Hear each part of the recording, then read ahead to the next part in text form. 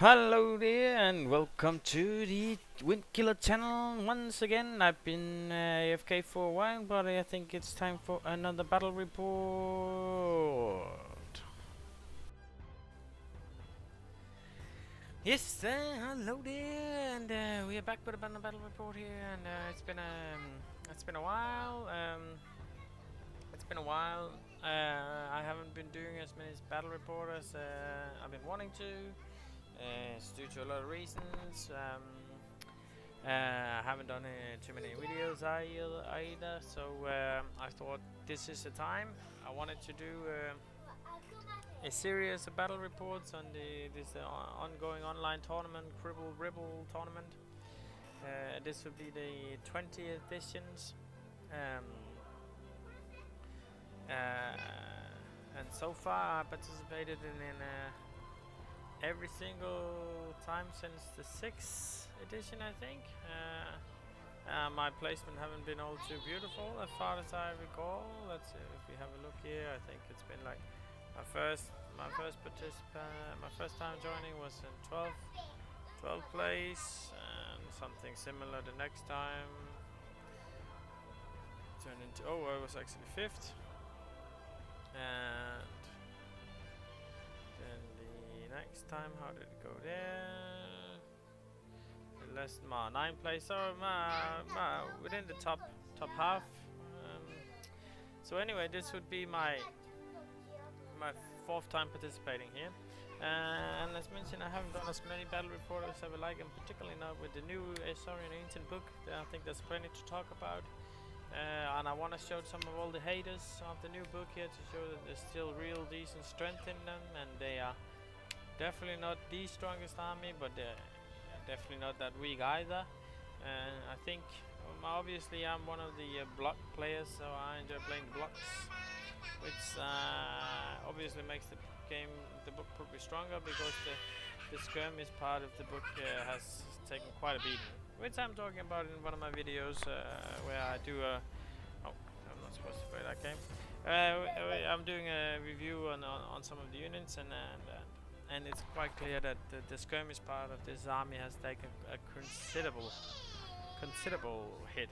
I mean, they have honestly become quite unplayable.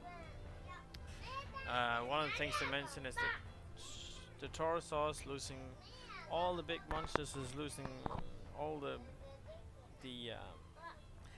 javelins, which I don't know why they did. They were a good addition to them, and it generated, it gave you the possibility to build sort of big dinosaurs armies, but still having a decent amount of shooting without committing too much to it. Anyway, they sort of made it into either you do shooting or you don't do shooting, which is sort of a shame. I think the lab team has done a lot of good things with the new book, a lot of interesting things, and also some shaky things. I would say probably the biggest mistake they made was make the army unplayable without the Anorak Archmages. Yeah, it's probably the biggest mistake. Anyway, let's get back to the game here. So let me just go through the list here. This will be the list I will be playing throughout the 3 games. Standard list here, standard block list of Saurian Ancient. The Anorak Archmages with the Alchemy, Ancient Palaquic, and the Forbidden Mastery. I think this has been the pretty standard build for many players by now. Maybe you put it in the Congregation Mastery, or something. Maybe a Dispel Scroll, or Binding Scroll, or something. But fairly standard, right? 6 spells. Yeah, 6 spells and reroll 1 dice per phase. I think it's very strong. And here the next thing is Tego Veteran, and he's not on a Carnosaur. He's actually on a Saurian Raptor, which with a Hellbard as well, and Destiny Calls, Rod of Battle. And this I made this list before the hotfix. So originally my plan, the reason I brought a Rod of Battle was because I wanted him to hit a little bit better than he does, right? So, but now he's luckily have gotten buffed and have now Luch down. So on good days, he's actually able to hit on 2 plus. Which also brings me to another interesting point. I have been strongly considering bringing the Anurag mates with the Denovation, which will make the Tegorator really strong. You could potentially also start bringing Elder Caimans, because then you could sort of negotiate their agility 1. Hope they're gonna buff the agilities on these guys here, honestly. But anyway, I'm getting off track here. 32 Tego Warriors, Standard Bearer, Flaming Standards, no spears, just a normal anvil, just a block to tank up some damage. And you will see this game here, how fantastic they are at tanking up damage. These 520 points here, they do a brilliant job. Next is a small unit of 4 Caimans with Enclave Wizards. So this is a very versatile unit here. You can either play them as Wizard, being standing in the back. You can use them as Chaff. You can use them as Flank Charge.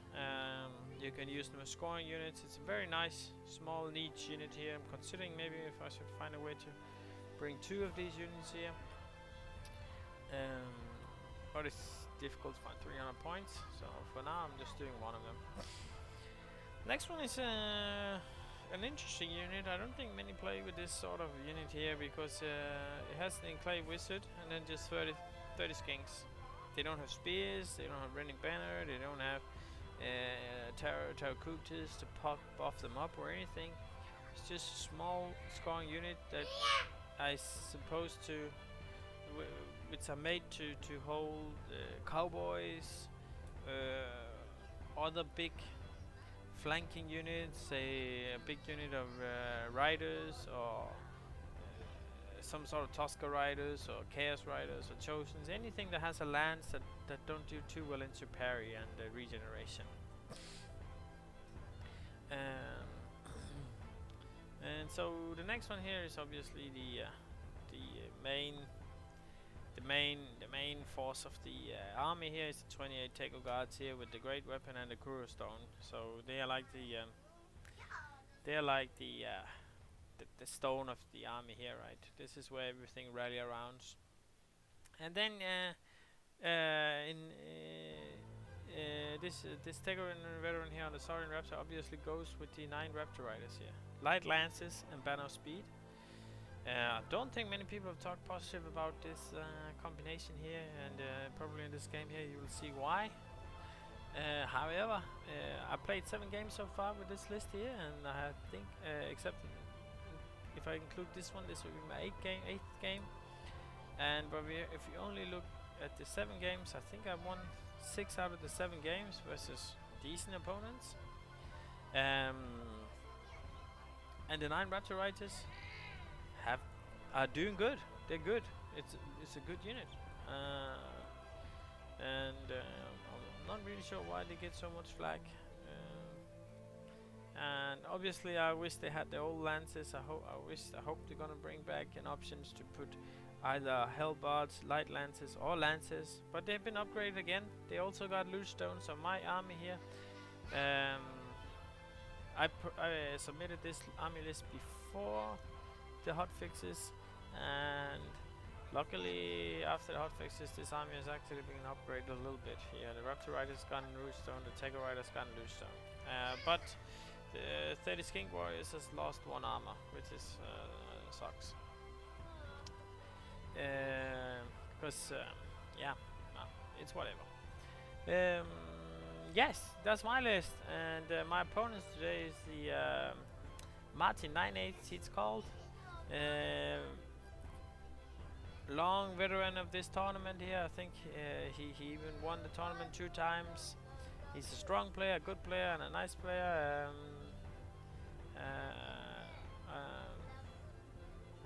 And it was an interesting game. And if we just have a look at his list here, see what he brought.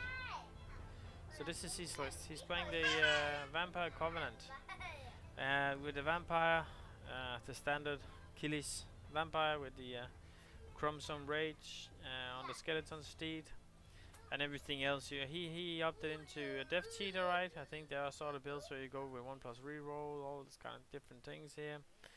An eternity gem. This was his take on it, and I think he's pretty strong. Eternity gem, I think it makes him invulnerable to multiply wound, if I'm not mistaken. Let me actually just take a look here. I'm not really sure. Let me just hold on. Just, I think it's what it does, right? Okay. Let me see. No, it doesn't matter. Okay, whatever. Doesn't matter. He's a strong lord. 900 points. Deal with it. He kills people. Next one is the Necromancer. Cheap, sort of naked Necromancer with the evocation and the binding scroll. Triple Banshee and 32 skeletons with the Court of the Damned. This is a strong block of 32 skeletons, which quickly turn into 60 skeletons, right? This is nasty. Well, I was... it was nasty. And apart from that, 32 ghouls, 8 werewolves, some chaff, and what I liked about this list here was that it didn't go all out on anything. Actually, it had 6 vampire spawns. That's probably the big killest unit it had, but it used the Wakalok and 3 vampire knights, right? Only 6 vampire spawns, only 1 vampire count, right? So it was all kind of small units, and then a lot of chaff units. So you can afford to throw away your units, and I liked the list actually. It was very versatile, I think. Yeah, that was the match. And if we jump into the game here, so the game here started. Let's have a look how it goes. Hopefully I don't spoil too many things. So we're playing counter thrust into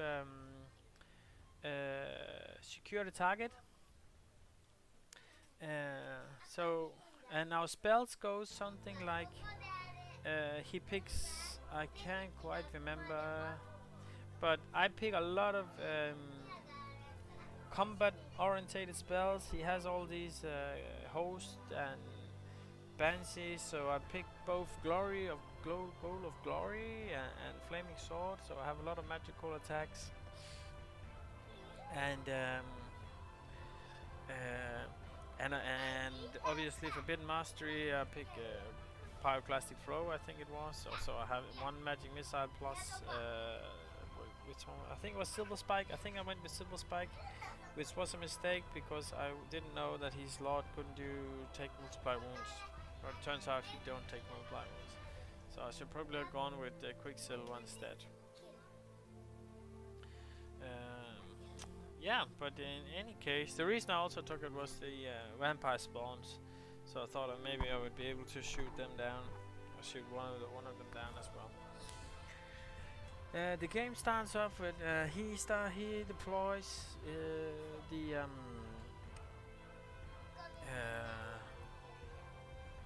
he deploys some werewolves here, and I respond with some saurian ancient in the middle, just to not really sure what's going on.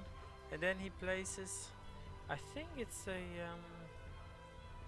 ghost here on the left side on the map, and I reply, oh, the secure target goes all the way to the left corner, and I place it on the other side of the corner here.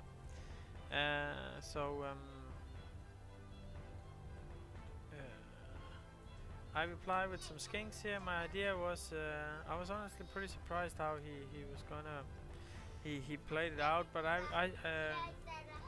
I replied with some skinks over here because I wanted to contest this one here. Then he plays some, I think it was maybe some skeleton. He puts down his big block, or maybe it was the chaff. No, it's the warlock here to contest this area down here, so I couldn't place unit 2 far up here, right? Press the wrong button there.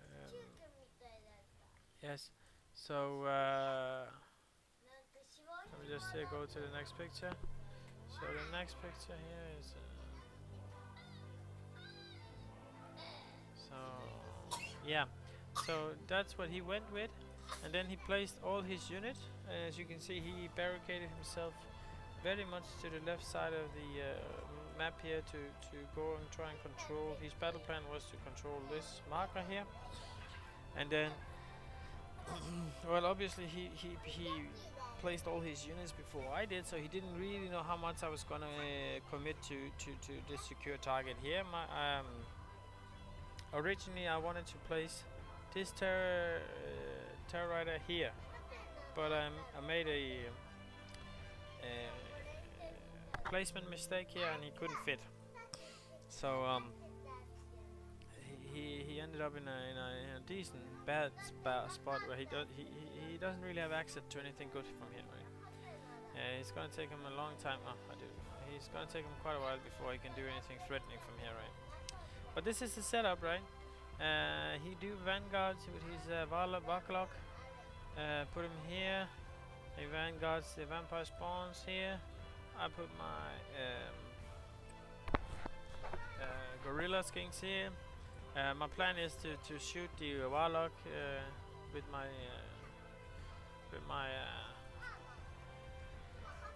gorilla skinks here, because I mean they have blowpipes. They roll on average 3 6s, maybe 4 6s on a good day, right? So on average they should do like 1.5 to 2 wounds on average on him, which I think is a good placement. This is ideal for me.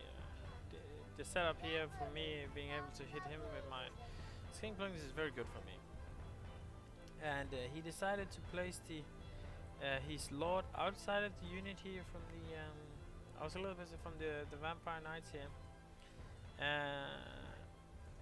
which sort of left me with an options, right, where I could go with, instead of putting my 2 towers also on the left side here, I could have done them here and then threaten him with my giant bows, right?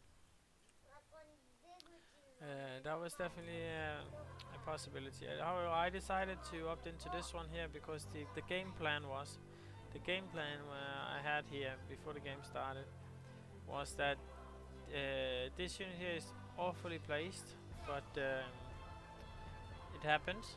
The game plan was that this unit here would advance, hold the line here, stand behind this hill here, right? This unit here will advance.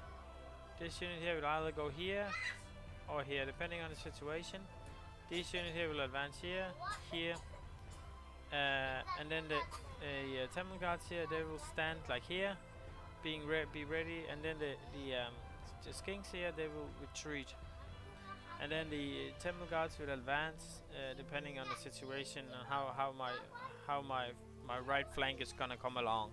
And his game plan is probably something like this gun is gonna just disrupt me and try and hold me as far along as possible. Same as these guys here. These guys here is gonna advance. These guys here probably gonna be his flanking choice, and they're gonna advance. And then these guys is gonna go for the objective, potentially look for a flank. These guys here is gonna look for a deep flank, and this gun is gonna be chaff. I don't think they did too much. These guys gonna be chaff, and this is gonna be bungus, right? So I think it's a decent game plan from the start of the game. He had a better game plan than me. I think I failed a little bit. I was too far away from the action, and I think I needed to be more in his face, because I'm probably better at fighting than he is. If I can get rid of this big vampire here, he was the biggest threat by far. If I could get rid of this vampire here, then things would look real good for me. Anyway, first turn, he chose to go with the first turn here. So let's see how it goes. So as mentioned here, game plan was advance, advance, advance, and he does a good job here, right? He advances everything here on the flank here. And my game plan, as mentioned, was to flee with these guys here, move up with these guys here, move these guys here, being ready for counter attacks, and then do like this, right? So everything going sort of as predicted.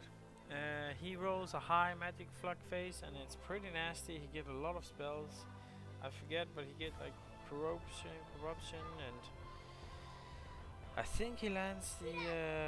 He has the touch of the Reaper, the evocation sniper spell, and he snipes some of my Raptor Riders, and he kills some of my Raptor Riders, and he snipes some of them with the corruption, breath of corruption here on them as well, and I think I loses like 4 of them in his magic phase. Supposedly not that dangerous magic phase, but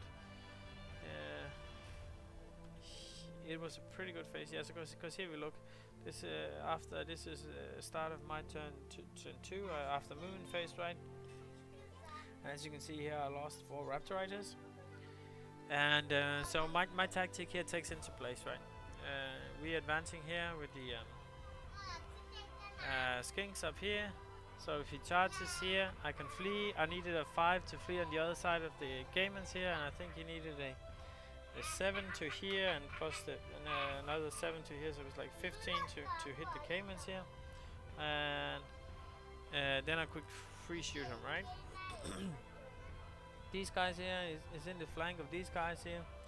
I'm not really sure what my plan was for this unit here, but they were kind of in the way. They were kind of in the way from the beginning. I placed. It was the placement was probably not ideal. Anyway, I do what I plan to do, and I'm moving up forward here, being a little bit of a threat here. If you want to charge them, you probably cannot do that. So they're just there. Maybe you can charge them. Maybe you cannot. At least the game plan is taking place, right? I retreat here. I shuffle over here. And I shuffle over here with my tower source here. I think we can see it on the next pictures probably. Let's see here. Yes, so this is from my turn 1 magic phase. And I shuffle over 1 pterosaur here. I leave. I decide to. In the end, I decide to abandon these Raptor Riders here. It was just no good. Take out my decorator and place them here down here to prepare some of this invasion here. Looking back, he should probably have been over here and prepared an attack on here instead, because I think actually these 2 blocks here is enough to hold this back for at least for a while. So looking back, I think I should have moved him over here instead. The plan was to take some of the pressure off here while I advanced here, and then I thought if he charges here, then I would do the counter charge here, and then I would probably get chaffed off, and then I would charge here, and I will be able to hold the skeletons for like a turn, and then the stickers on would come in here and do some magic. That was the plan. So my turn, magic phase here. It's a small magic phase. I get number 1. I think I get some. I think I take him by surprise here, right? So I try to cast some spells. The silver spike on this guy here. He lets it through because he has the 2+ ward save against the first wound. So he lets it through. And then I cast something else. I can't remember. And then I attack on surprise here. I use the Goal of Glory to give 1+ arm penetration and magical attacks, right? Flaming attacks. And this guy here, he has the Death Cheater. So he used his Store Adulama. He used his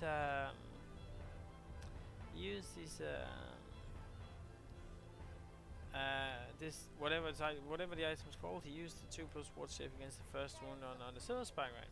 So now my pterosaur here, who is within 18 inches, has 2 shots on him.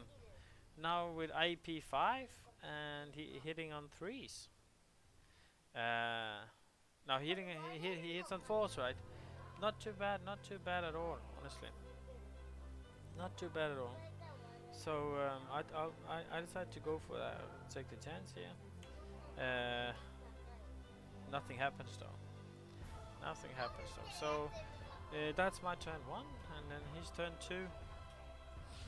So he finds a good place to group in his lord here, to be annoying. What he's probably planning is this lord here to go in here and then fly over here with his vampire spawns to prepare a flank attack. All the while he wanna press on with the ghouls here, right? So he wanna like pin down my temple guards unit here, and I'm aware of this. So my plan is to send these guys here further closer to the impossible terrain. So this guy here, he can't fly in here, or if he decides to charge, he can't land. Actually, he's also looking this way here because he was afraid of failing his frenzy test. So whatever happens, gonna be happening in 2 turns. But I wanted to secure that these vampire spawns could get a nice flank attack on my temple guard, so I'm gonna be moving them over in the long run here. On the right side of the flanks, the game here, I decided to advance. I don't do any charges. Let's see what I do actually. Oh, it's his turn, right? If you're talking about his turn, sorry, it's getting late here. So he decides not to go for any charges. His warlock here decides to take another round of blowpipes. His lord finds a sweet spot. The war vampire spawns prepare for setting up for a charge down here. Or what else? What potentially not only a chance. Let's say things goes a little bit sour for him, then he can still be here and have here, and then he can protect the objective here very nicely. Because if I advance here, right, then I'm gonna be having facing a pinch from both the ghouls and the vampire spawns and then the blood knights here. So it's a very nice pinch he's setting up here for me to attack the objective here. Really not allowing me to advance on the bottom side. And on the right side here, he doesn't really do anything aggressive. He just moves back a little bit. He's sort of afraid of me. He keeps trying to chaff off something with his wolves, and this is how his movement looks after turn 2, right? Personally, I think this unit here could have charged maybe my Raptor Riders here. They could have maybe been more aggressive. I think they could have been more aggressive. I would have liked to see that. Anyway, that didn't happen. So he's turn 2 magic. Flux 2, so not a whole lot of magic gonna go down if I recall correctly. Let's see here. Yeah, not a whole lot of magic goes on, right? So my next turn, so in my turn 2 here, you're already jumping to the magic phase. So let's see here, my turn 2 here, what do I do? Yeah, as mentioned, I move over with my temple guards here so he can land. I retreat further back with my skinks here, and then I move these 2 Taurosaurs into position to advance over here. But mainly to shoot this guy here, right? So now I have 4 shots from my. Oh, let me just take a minute again. He moves back. While he has to be up here. He has to move up here. It's way stronger for him to be up here. Anyway, he moves back and he just stands here and not do anything really. Anyway, what I have going for me this turn here, right, is this guy here can shoot 2 shots, hitting on 3s. This guy can shoot 2 shots, hitting on 3s. And this guy here can shoot his both pyroclastic flow and the silver spike on this guy here. And I mean, there's a possibility to land at least 1 wound on this guy here, right, in my magic phase. Just from my magic phase. And I think he bind scrolls actually. He bind scroll flaming sword. Because he sees the threat here, right? His lord is actually in a dangerous position, right? So what does happen actually? I think I through my magic I get a 1 wound on him. That's what happens, right? 1 wound through magic, and so the next picture is a little bit forward. So I also managed to get off 1 more wound from my Taurosaur here, and this is where Dices was a little, not just a little bit, they were pretty much against me the whole early game. So this guy here, he survives 4 shots hitting on. I mean, I have 4 shots, right? Hitting on 3, so 3 hits. I'm wounding on 4s. That's 1.5. He's safe on 5s, so that's 1 wound. On average, he should take 1 wound, and on a good day, I do the 2 wounds, right? On a good day, I do 2 wounds on him. Right? Didn't happen. Didn't happen. Shame. So he takes 2 wounds, but he's a pressured man right now. He has to retreat right now, right? He has to retreat, and it's a little bit of a pinchy situation for him because I mean, the closest unit for him is probably about 18 inches away from him. So if he fails his march test, then he cannot join these units here anymore. And I mean, if you want to join them, he gotta do like a real rescue mission. Maybe move these guys up 8 inches. Even if it's possible, I'm not sure if it's possible actually. But I think he needed to do some pretty nasty rescue mission for him to be rescued if he failed his march test. So that was a big important. There was a lot of things that could have gone wrong with this lord here in this scenario here. I think he played the lord here a little bit too aggressive. Anyway, not much really happened. I do another 20 shot of my with my skink on the walker lock here, and now he's been shot by what 40 times of these blowpipes with these blowpipes, and he hasn't taken a single wound, right? Yeah, that's rough.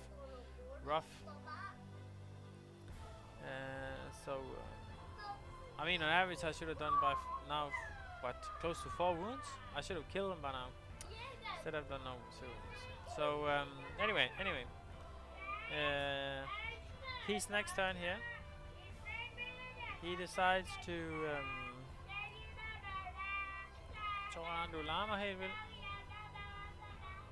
he passes his march test here, and he managed to run into his ghoul unit here. He advanced here to prepare an attack on my saurians. Probably he want to pinch the saurian here with the ghouls and the skeleton unit here, and then use some chaff with the rave riders here, right? I think that's his plan right now. So he's looking to attack here. He goes in with a warlock rider here, possibly to attack here as well. So the game plan for him right now here, as I see it here, he attack here to hold these guys, and in case it goes wrong, he chaff them. He attacks here, and then chaff here, and then he prepare more chaff for the next round against these guys. That's the game plan, right? I like it. So that's what. And he moves out. The 2 banshees move out to start dealing with these caimans. And what happens here? Oh, he's magic. He casts some magic. He gets a little bit of raise off. No spells of significance. He do another round of the Reaper. Oh yeah, he moves out 2 banishes to kill the Raptor Riders that ran in here alone. I had a unit, 1 Raptor Rider ran in here to hide. I forgot he could just jump out with the Banshees Riders and kill him. And I think he managed to get some magic off somewhere, but nothing important, man. Nothing really happens here. What did happen is that he massacred my 10 skink gorillas. He needed a 9 to charge into my caimans, and he gets it. So now this is the situation, right? The warlock is into the caimans here. He's advancing here, right? And he's strong. The only thing I really have going for me is I have given this lord 2 wounds, right? So it buys me a little bit of time. Or maybe he even healed a wound here on this guy here. He took a wound back here. But anyway, I set the lord back a little bit here, so his left side flank here is not advancing as well as he probably would have liked it to. But my right side flank here is getting decimated. Right? It's going terrible. So right now in the game here, I'm feeling, wow, this is gonna be. I'm kind of dispersed here. I really don't know what to do anymore because my turn right here. What can I do? I can try and buff this unit here up, but my Arnorok is so far away that he can't really do good spells. The Cleave Wizard is also too far away, so there's no real magical buffers available for him. There are a little bit though. There are a little bit heretic spells and other things, but I'm feeling this game here is slowly slipping out of my grasp here. He's advancing. So I start playing a little bit desperate here. So I decided to go for this charge here. And the idea was that he's not on the hill right now, and this unit here is blocking this unit here. So what I was hoping that I do the charge here, and then I move the Pterosaur Riders up here to prepare a triple charge here, and then I win this combat here, cause I needed some luck. So that was the idea. I have to win this combat here, or run into this wolf here, and then I would try and kill this unit here. And I will move this guy up here as well to take care of the Banshees. So I decide to put everything in, all my might into taking this unit down here. That's my new game plan, right? Both just to get some points, because he's already taken what 200 points from my Skink Riders, and he's taking another 300 points from the Raptor Riders, right? So I lost 500 points already. So my turn 3 magic here. I managed to get up actually more buff than I remember. So I got Rod of Battle, Word of Iron, and my buffed Heretic spells on this guy here. Yeah, and I charged here as well. So he decided to let everything through on the Caimans because he was worried about this combat here, which was probably the correct thing to do here. But what I was hoping was that these guys here, they would at least last 2 turns, and then these guys here could maybe come and join from the flank here. That was my plan, and as mentioned, and then the Taurosaurs would join from here. But there are several mistakes about this plan here. First of all, this unit here is not wide enough, so I'm gonna be so wide that this guy cannot pass. First biggest mistake, I cannot do what I was intending to do. Second mistake, this combat here is probably not gonna go my way however much I like it to. Third mistake, this combat here is also not gonna go my way no matter how much I like it to. Maybe if I got some of the buff spells up on these guys here, possibly. But then he would win this combat here and he would just set up the flank charge here, right? So, right now my tactics are not too good actually.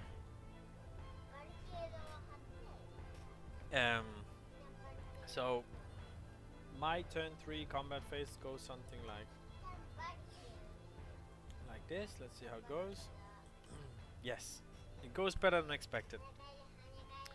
In some facades, right? I managed to kill the Warlock here, which is good. Just I do 3 wounds to him. He do me 2 wounds, and I win by 1, and he vaporized, which was really good. Here, I think I do 15 attacks, and I managed to do 0 wounds, or 2. I managed to do 2 wounds versus his 3 wounds. So I lose by 1 plus fear, so I lose by 2, but I managed to stay. Happy, good situation, right? So now it's his turn 4, right?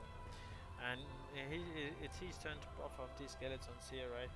And he can advance with the ghouls. He has a lot of good things going on for him, right? But I feel like I stabilized a little bit by killing the Warlock here. Now I'm starting to have a threat from here, right? My Veteran has also moved up here, so now we're starting to put pressure points on this point here. And my Taurus are however difficult it's gonna be for him to get into this flank here or this unit here. He's at least approaching the unit here, right? And the Lord in here, he's still damaged, and his vampire spawns are still not brave enough to come out and face my Temple guys. So I have things going for me still, but I'm down like 1,000 points at this point. Not 1,000 points, but I'm down like 400 points. And I think it's gonna get worse. Yeah, let's see how it goes. So he's turn 4, right? He lands some magic. He starts sniping again. He keeps on sniping my caimans here. So I think he takes up a few wounds. Plus his banshee shoots at them. And he takes up some wounds. But what surprised me a little bit is that he doesn't advance particularly much here. He's pretty scared of advancing with this unit here, or this unit here, this unit here. He's pretty content with holding this, getting this objective here, and hope to deny me this objective here, and then just kill this unit here and just take it what it's gonna be, what, a 14-6, I think, maybe a 15-5, which obviously is a good tactic. I like it. I think it's very solid what's happening right now. Yeah, he snipes some further on, and then he's turn 4, combat phase, gonna end up something like this, right? This is also the start of my turn 4 magic phase. But anyway, my saurian warriors, they crumble completely. I mean, like, they did 2 wounds on this. In 2 combat rounds. I mean, it's what, 15 attacks. It's with 2 rounds, it's 13 attacks, hitting on 4s. So what? That's 15 hits, wounding on 3, so that's 10 wounds. He's saving on 6s, so that's 8 wounds. I should on average do 8 wounds. I did 2 wounds. It was absolutely horrendous. So I run. Obviously, I lose the combat by 1 or 2, and I run. And then obviously I roll a 4, and he rolls a 4, and he runs me down. Right. Okay. So now I'm down by close to 1,000 points. Right. Things is looking really dire. But I get a little bit lucky here, as you can see here on the last picture here. Right. I had 3 caimans over here, right? But they get sniped, so I lose this 1 caiman. So now there's only 2 caimans left, which actually opens up for this flank attack on these skeletons. Because they pursued right, so they're gonna end up here. So I can get them in the flank, combined with the and then the pterosaur.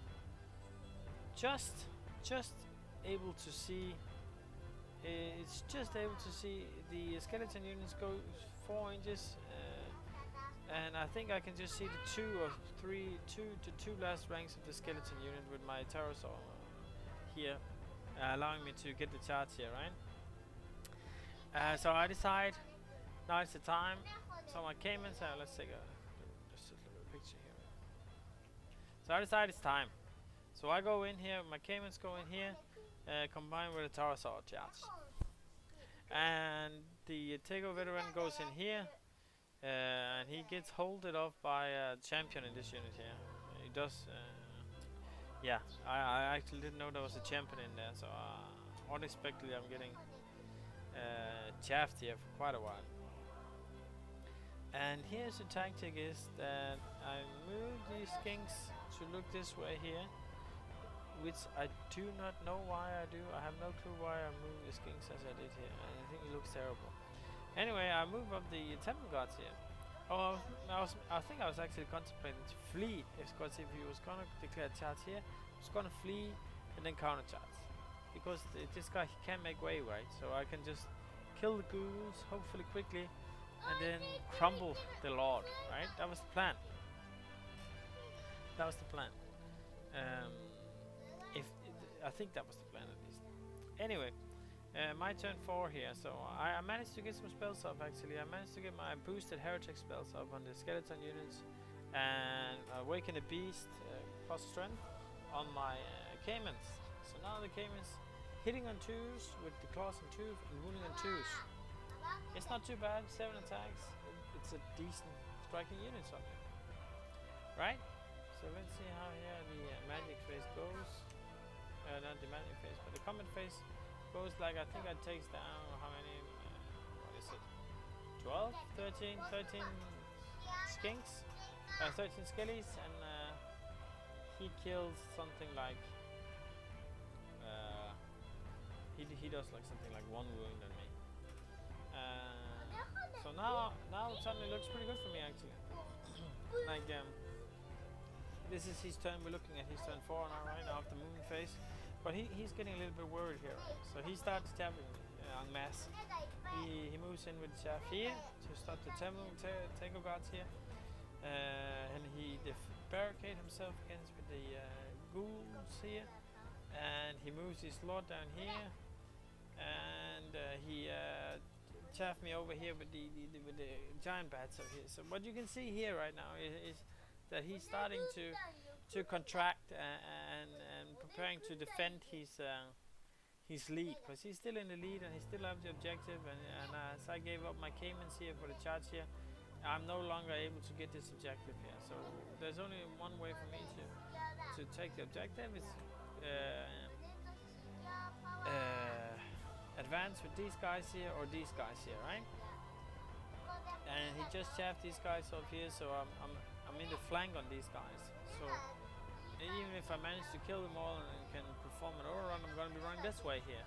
If he made it so it was in the front, right, then I could make the overrun and then potentially still make it within reach of this objective. However, I do some measuring, and it turns out this unit here, after reform, is like 17.7 inches away from this. So if they manage to reform, take the reform test and manage to pass it, they can move like here, and then they just need to do a march test, and then they can move in to contest the objective here. Given that he doesn't use the vampire spawns to stop him along the way, right? So I still have possibilities to get back in the game, right? But I mean, it looks dire, right? He has the vampire spawns here prepared to stop me from reaching the objective. He still has the ghouls here to just stop me further.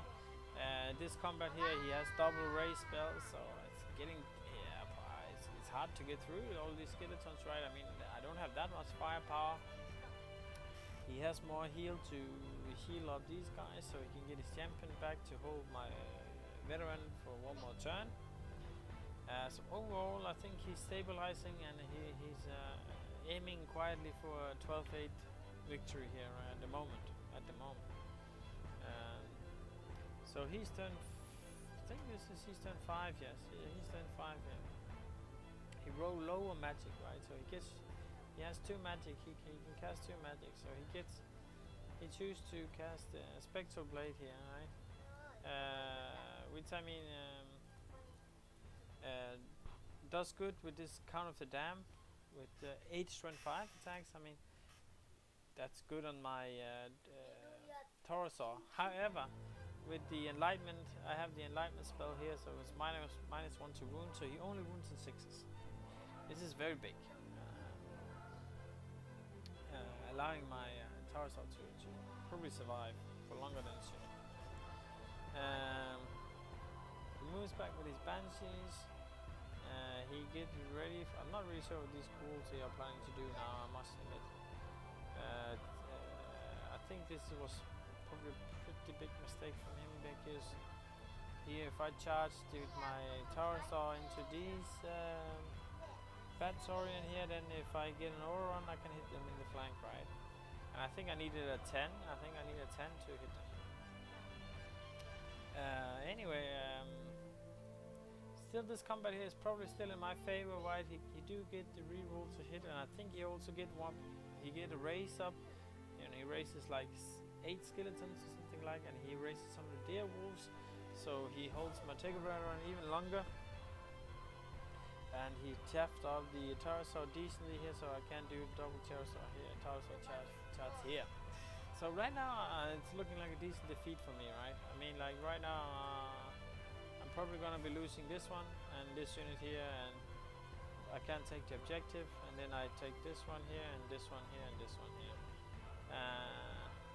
and then maybe this one here combined with this the Taurosaur from here, and the veteran from here will maybe be able to take care of this unit here by turn 6, maybe. So I think that's the game, the state of the game right now. It's a 14-16 to him, right? So he's my turn 5. My turn 5. So he's turn 5. He's turn 5 combat phase. It doesn't go too well for him.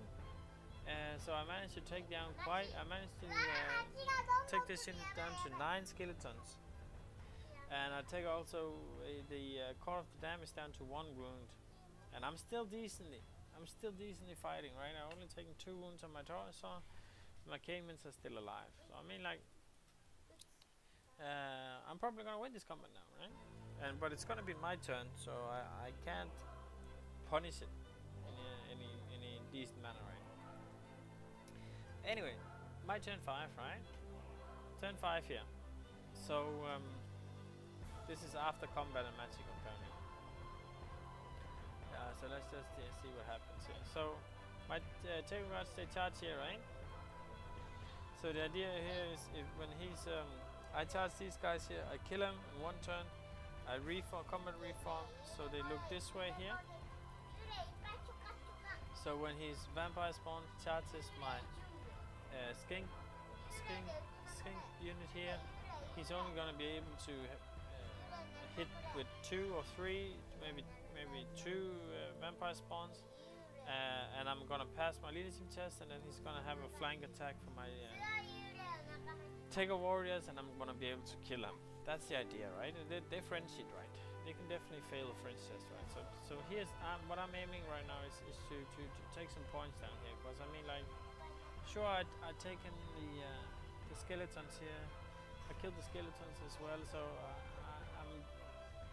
I'm getting a little bit of a comeback here, right, in terms of points, but I'm still down the objective, right? So I'm still looking at defeat here.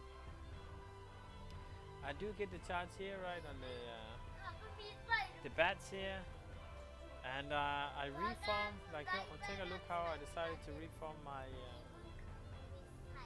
in the most quite interesting way to reform your caiman after combat is to make him look into. He's looking this way here into absolutely nothing. And my Taurosaurus is gonna be looking like this. This is not how he looks. He looks like he can see this. So if this guy here decides to do some kind of charge here or something here, then he can see and he can charge.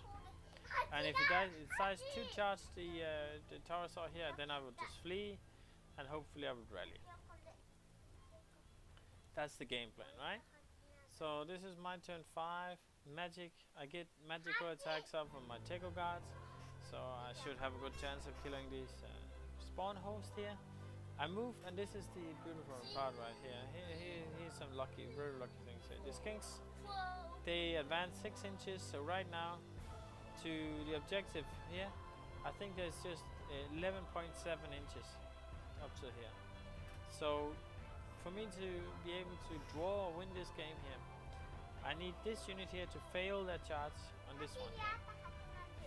And I need him to forget about being able to I don't know if he can stop here, right? But maybe he could even reform here, reform his ghouls to get in the way. No, he cannot do that because something happens, right? Before that, something happens, right? So I managed to move these guys up here. So next time, if these vampire spawns fail their charge, I can move in and contest the objective.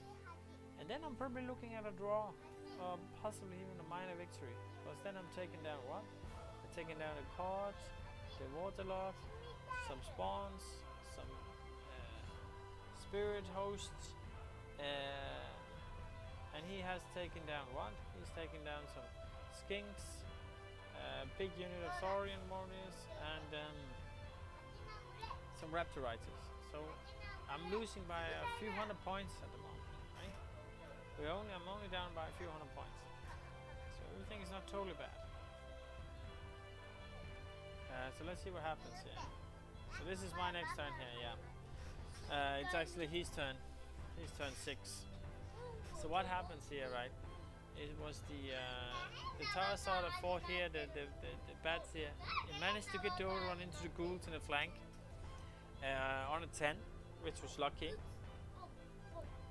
I don't manage to kill the spawn here, so I cannot prepare for now. But I probably can because it's his turn, so I get to fight another round here, so I can still prepare the flank attack on the vampire spawns here. And the vampire spawns, they fail the frenzy test and they charge, but he rolled a 4, and I think he needed a 5 to hit my skink guys here. So now my skinks are within range of getting into the objective. Things are looking lit up for me a little bit. Because now I can tie the objective, and I got a flank charge here on the ghouls, and here comes the big thing in this game here. It was a break or fall, right? He decided to charge out with his lord into my tower tower, and that was probably a mistake.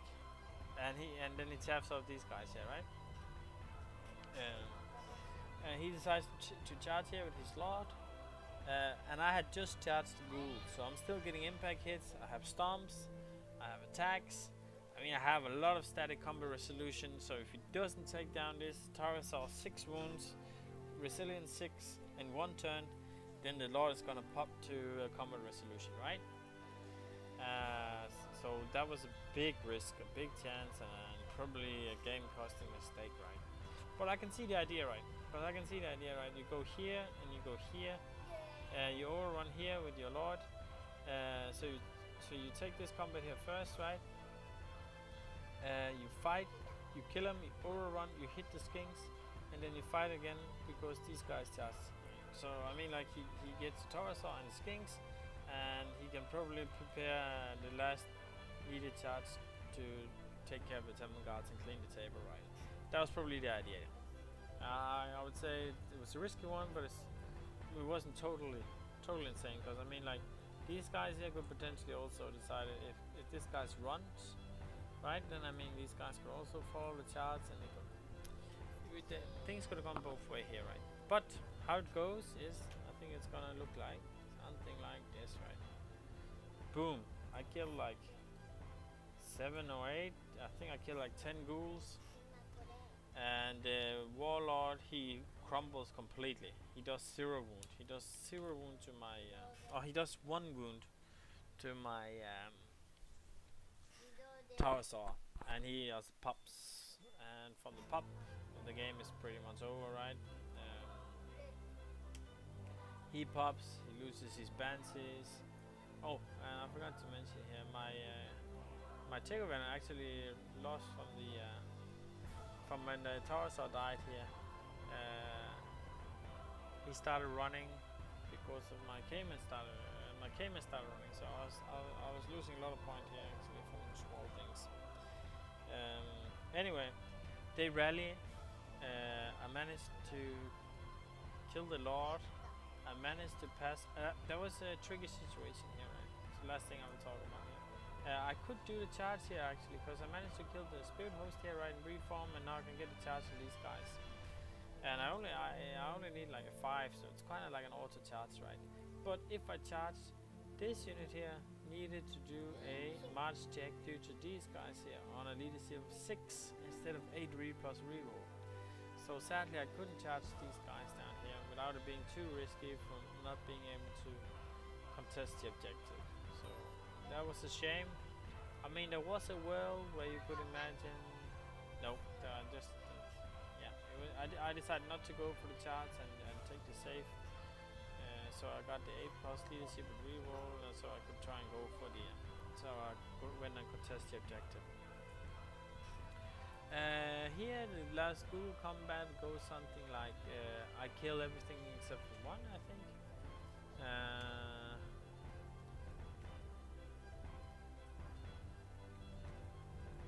This is apparently the last picture. Yeah, I kill everything but 1. I try and he crumbles some of his banshees here, right? And I shoot one of the banshees. I rally these guys. I get the objective here. So it actually turns out surprisingly well for me. I think I forgot to take a picture of the end score, but it's something like let me actually just do a calculation here. So the end score here is actually, let's see here. So we kill we kill 2 banshees. We kill half of the ghouls here. There's 2, 7, 7, 8 here. We kill all the skeletons. We kill the direwolves. We kill the bats. We kill the court of the damned. We kill 2 phantom hosts, and we kill the warlock. So I took down what? 1700, and oh, I forgot. We also took down his vampire lord here, and 200 for the general. So we take 2,800, and he kills how much? He takes down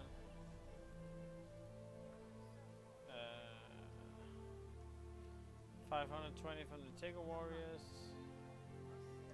He gets half for the Caimans, so that's what, 150.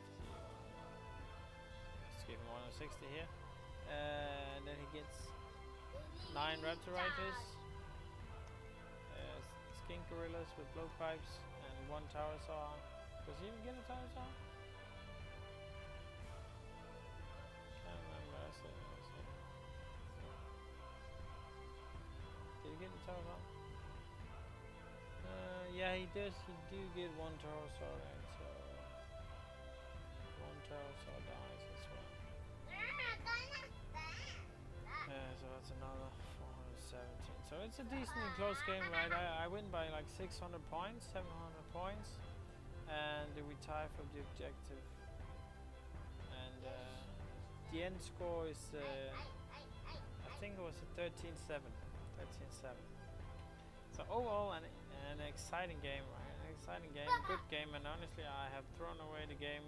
I thought I was so sure, I was 100% sure I would lose after the first 2 rounds. 3 rounds, it was looking pretty miserably for me.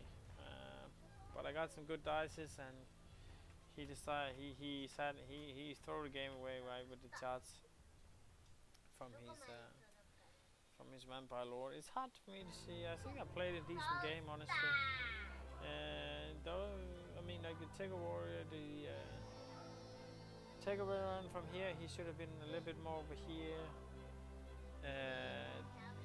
My deployment, my Taurosaur, one of them should have been more central, and my 10 Raptor Riders should have been way more out on the flank to do some disturbance instead of just dying that easy as they did in the middle, doing nothing. So there's definitely, and another important thing actually to mention is that I should have realized that the game would have been much more central, so I should have placed my token closer to the center. I think this is something I will take on to my next game, is whenever we play a similar scenario, is that I try to aim at having these two, the objective closer to each other, because this army functions a whole lot better if it can work as in like in a sort of a bubble. Like as you can see here, all these units here, a quarter are like advancing together, right? They work together, and they are way stronger that way. So that's something I'll try and remember to my next game. Anyway, this was an interesting game, and thanks to my opponent Martin98. I had an enjoyable game. My mood was probably not the best in the beginning because I had some pretty terrible dices. Anyway, it was a great game. Thank you, and thank you for watching. And remember to subscribe and like. Take care.